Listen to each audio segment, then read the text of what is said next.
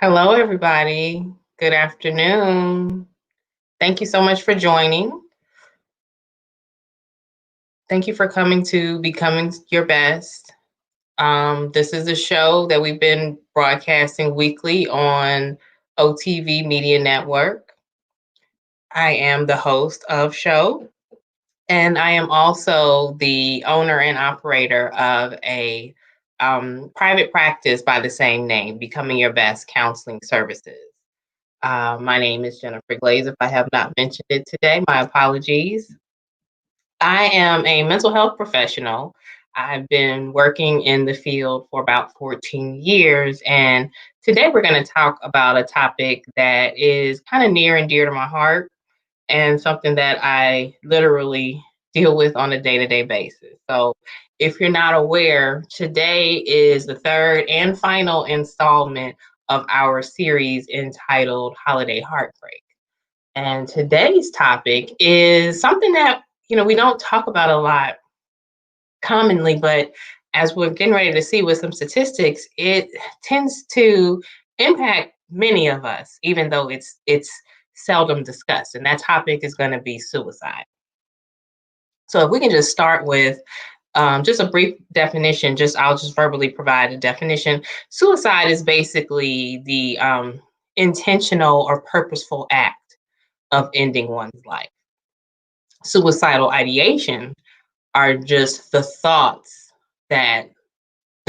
of wanting to end someone's life, the thoughts of one person wanting to no longer live, no longer exist, no longer be on this side of eternity. I said this is a topic near and dear to my heart because I've been working in the field of mental health for, like I said, 14 years. But the past 3 years, my primary job has been a crisis counselor, crisis assessor. I'm work for a company, and I'm one of the staff members of their mobile crisis team. So what we do is we are called out on the scene to assess individuals who are verbalizing or acting in such a way that indicates they are having thoughts of harming self, thoughts of harming others, or active psychosis with the intent to end one's life or end the lives of others. So, that being said, it's literally something that I work with day to day.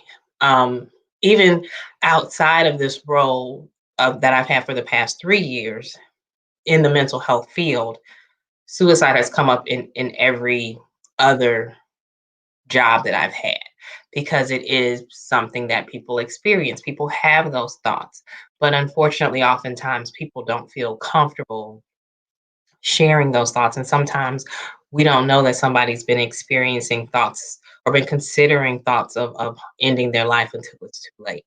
So, again, this show is to shed a light on these concerns and then to also try to talk about what are some things that we can do differently to try to address the needs that people have. So if we could go ahead and let's go ahead and start with some of the statistics. So these first three statistics, these images are from, you'll say WHO in the top corner. WHO stands for the World Health Organization. So these are worldwide statistics. So according to the World Health Organization, they say that somebody dies by suicide every 40 seconds. So somebody on this planet, on the globe, intentionally takes their own life.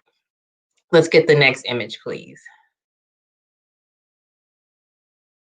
So the WHO says that close to 800,000 people each year die by suicide. So almost a million people. That's quite a hefty number. And it's hard to imagine that number based on so many people on the globe, but that's close to 1 million people who each year take their own lives. Let's go ahead and get the last image from who.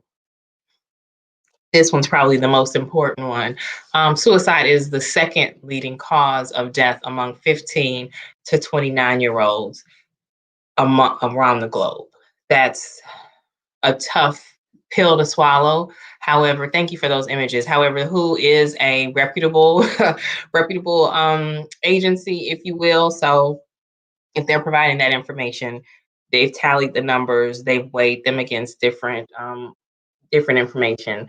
That information is pretty accurate. So if we could get the next image, this next image looks at suicide stats in the United States. So let's see how they differ.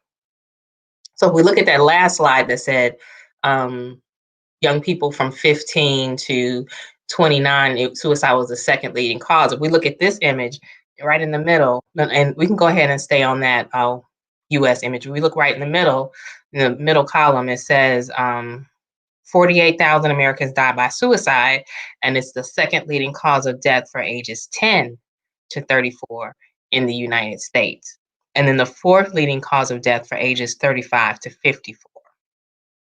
So let's stay on this image, but basically it's lining up. It's the second leading cause worldwide and the second leading cause in America for our young people, which is a statistic that I want to discuss a little bit further today. So let's look at some other highlights on this image. Let's say in the top corner, suicide was the 10th leading cause of death in the United States just overall.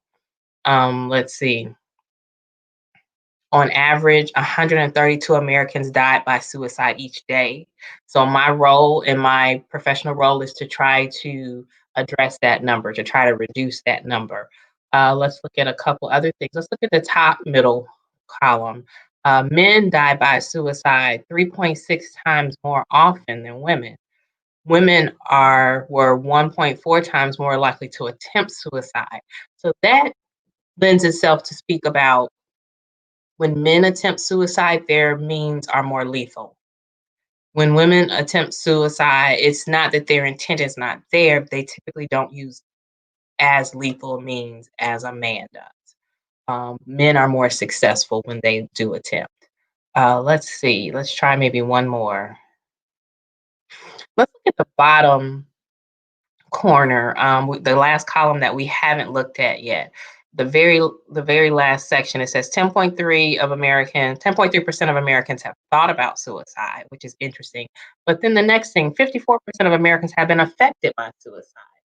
Meaning, thank you for that image, meaning that it lends itself to speak on suicide isn't just about the person, it's going to impact the immediate family, the extended family, and the community at large. So we need to talk about the greater good that are also involved when one person intentionally takes their own life. So let's look at what the warning signs. What do we need to look out for? If we could go to the next image, what do we need to look out for if we want to determine if someone may be at risk for taking their own life? Well, typically they will start saying things. If you look at the bubble about talk, they may mention things about having no reason to live, or may talk about how they would go about ending their life. But very often they will talk about how they may be a burden to other people. Also, a group experiencing unbearable pain, maybe those who have some type of chronic medical condition, they very often will talk about just wanting to end it. Certain moods that align with suicidal ideation. Definitely depression is probably the biggest one, but again, it's not everything. Along with depression, you may see people with intense rage and irritability, a lot of anxiety, but then also loss of interest in activities that they once enjoyed. Maybe if this person enjoyed, I don't know, playing basketball or going to the movies or spending time with friends. And then all of a sudden they withdraw, whether it's intentional withdrawal or unintentional, they're being forced, but then they just lose interest in that activity altogether. That mood variation can be indicative of thoughts of wanting to end one's life. Let's look at behaviorally. Definitely intense aggression falls in line with suicidal ideation, sleeping too much or too little. Let's see. One obvious thing, pretty obvious thing is visiting or calling people to say goodbye or giving away prized possessions, things that you know this person would never part with. When they start giving those things away, be aware.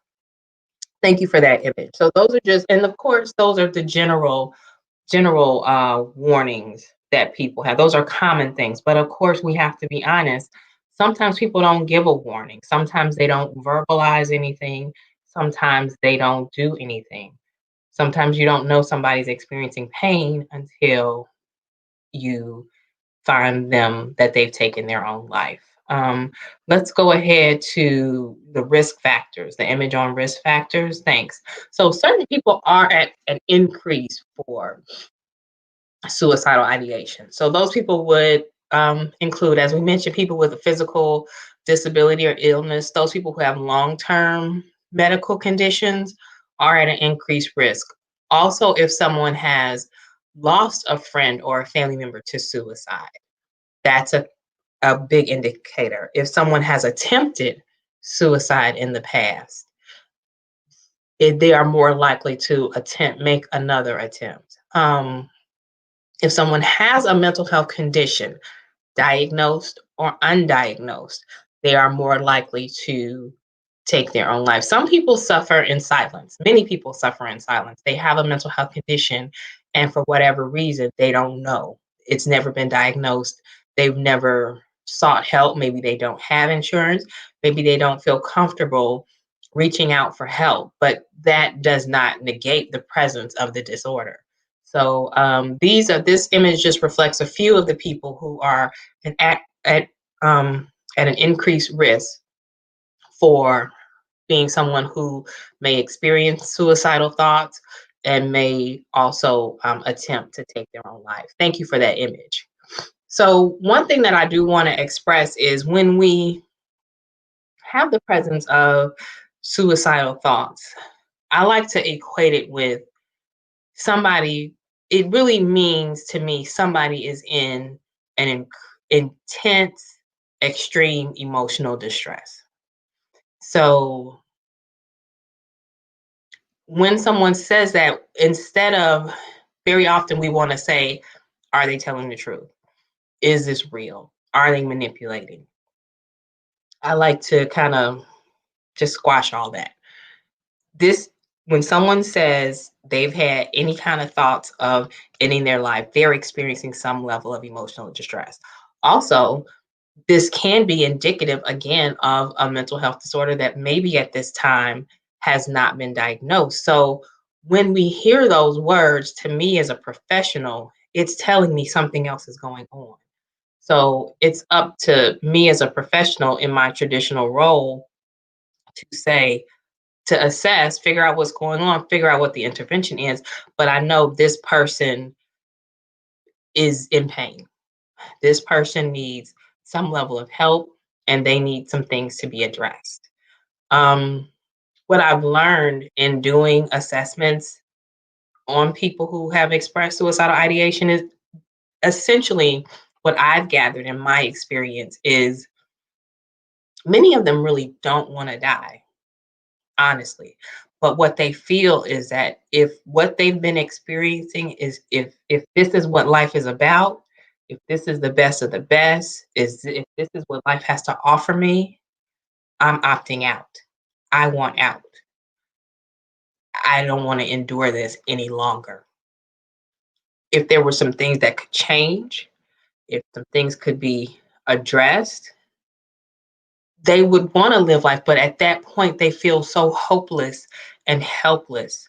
They absolutely see no way out. That's the mental distress and agony, if you will, that this person is considering and experiencing. Excuse me. It's a difficult situation to be in, but I want us to hear that this is a person in pain and this is a person that needs our support. Okay, why am I talking about this now? Why is this part of a series called Holiday Heartbreak? Couple reasons. Christmas is next week. Christmas, the holiday season, the beginning of the new year is a time of reflection. It's a time of spending time with loved ones. It's a time of connecting. Now, let's go back to the previous two episodes. The first one was on depression. We saw depression is a big indicator for somebody having thoughts of harm and potentially making an attempt to end their lives. Grief and loss. A lot of times people lose loved ones during the year. Sometimes they go and go and go and move and move and move. And then when the holiday season comes up, this may be one of the first times they really feel that loss. The impact of the loss is really received. And very often, people don't work this time, so they can't use the mask of work or other activities to avoid the pain that loss is going to send them. This is a period of time where we're going to see an increase in suicidal ideation, an increase in attempts, an increase in conflict, an increase in loneliness. Not to mention, we're in the middle of a pandemic. COVID has just about wrung the life out of just about every situation. So maybe you may not have lost someone in the physical sense, but you may have experienced a ton of loss. You may not want to go into the new year. Things may not look very hopeful. You may be feeling hopeless and helpless. And as the holidays hit, as the new year progresses, you want no parts of it.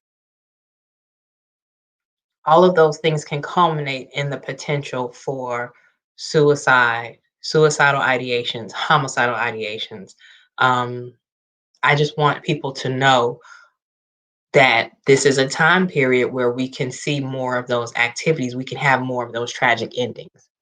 So, so here's the thing that I also want to kind of bring home. Some of us who are watching are familiar with this. They may have had a loved one who maybe has taken their own life or who has expressed the desire to take their own life. So some of us have been down this road, and even though it's uncomfortable, they've experienced some of this. They can relate to some of this. Some of us have no idea what I'm talking about. They never heard of it. They've heard of it, but they have no way of relating to this topic. It's nothing that anybody has experienced that they know of in their family. It's nothing that they've experienced. It just seems very foreign. I understand that. I understand both sides of that coin. But I think despite what side of the coin you're on, we all have a responsibility in this, and that's this. We have the responsibility of creating an environment that allows anyone that we love, hold dear, interact with. We have the responsibility, from my perspective, to create an environment that invites that person to share their thoughts, their feelings, and their experience.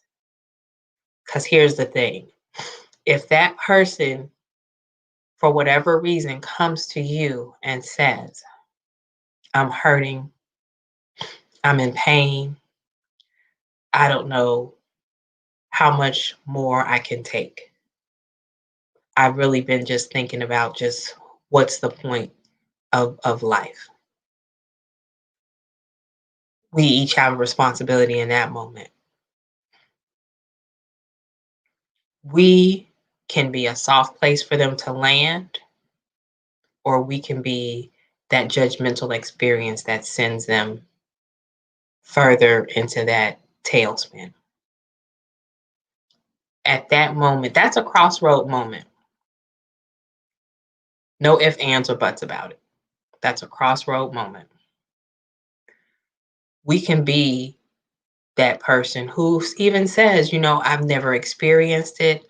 I'm not familiar with it, but I'm here for you.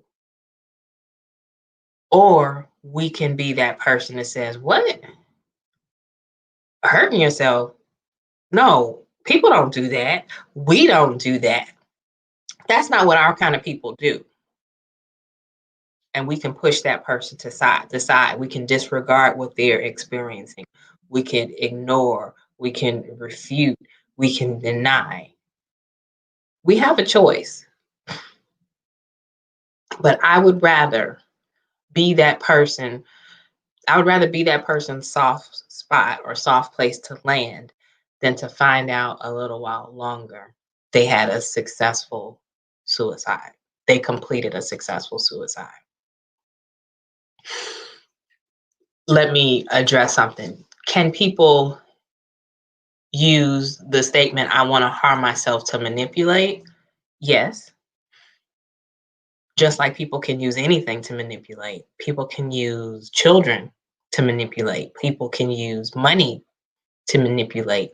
People can use any situation. People have used COVID to manipulate and to defraud people.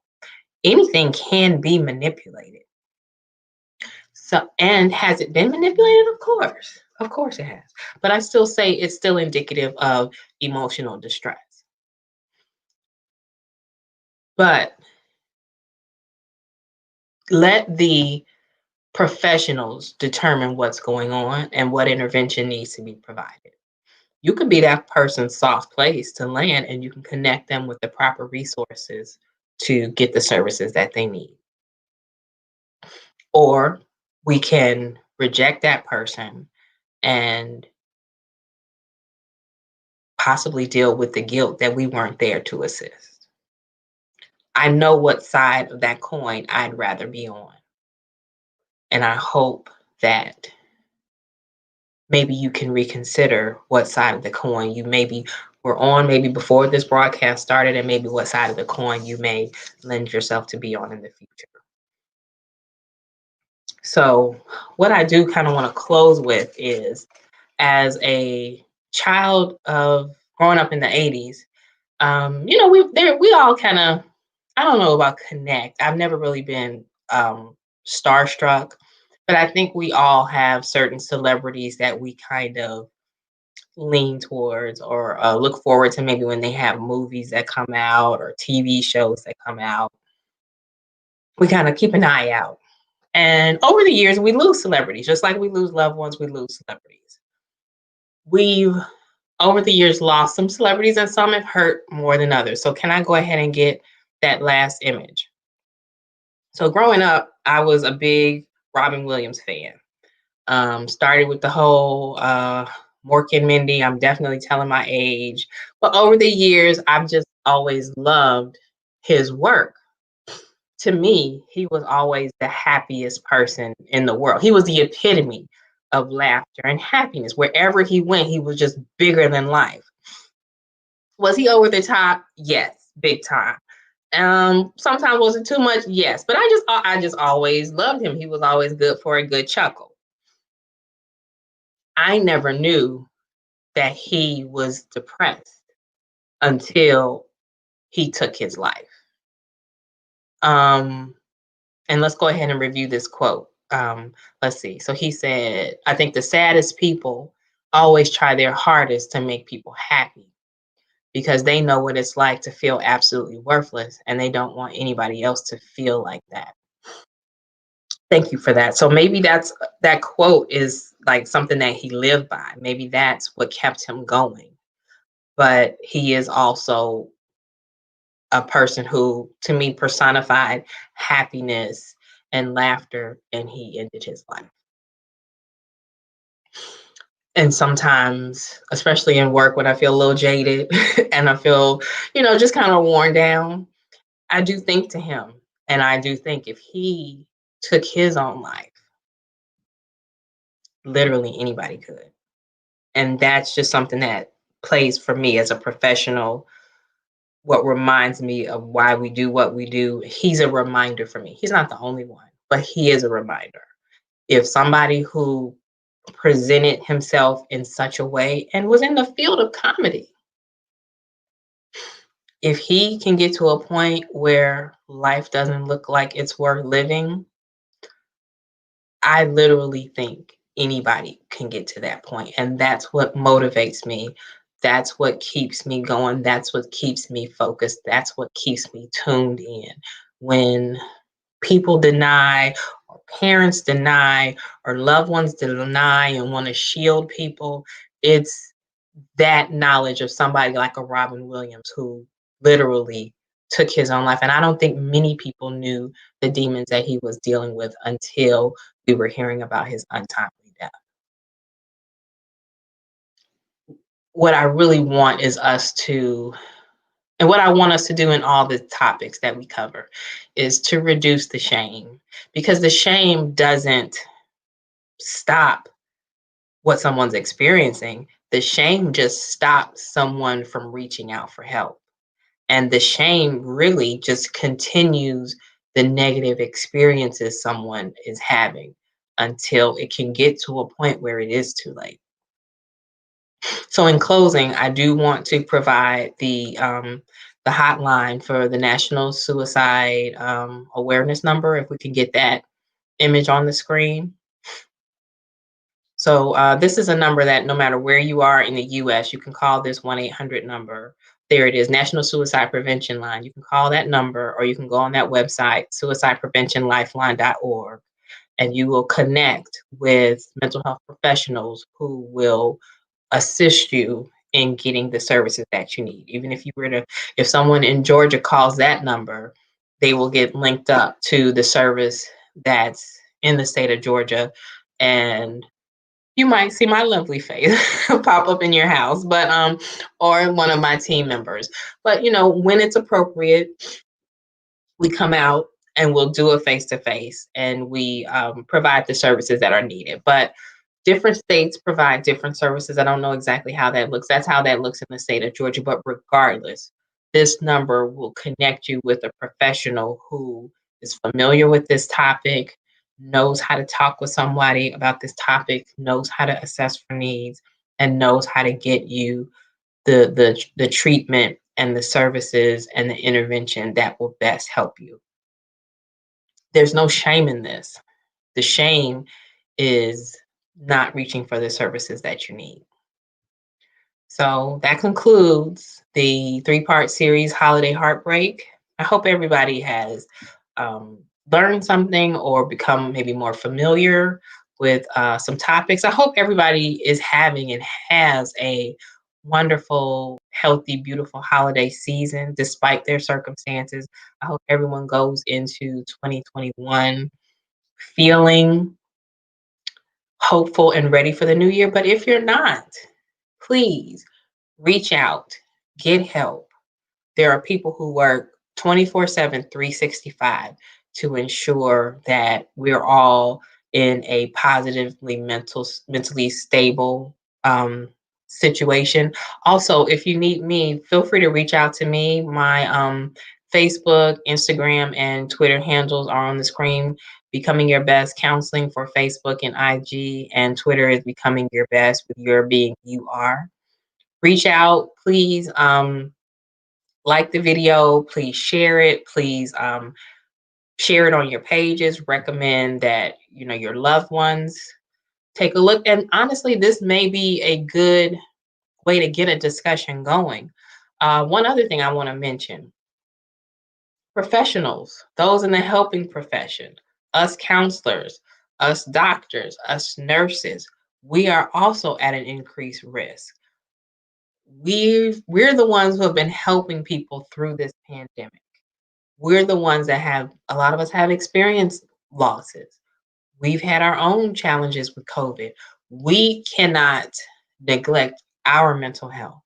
We are at risk for everything that anybody else is at risk for. We have to take care of ourselves. We have to put ourselves first.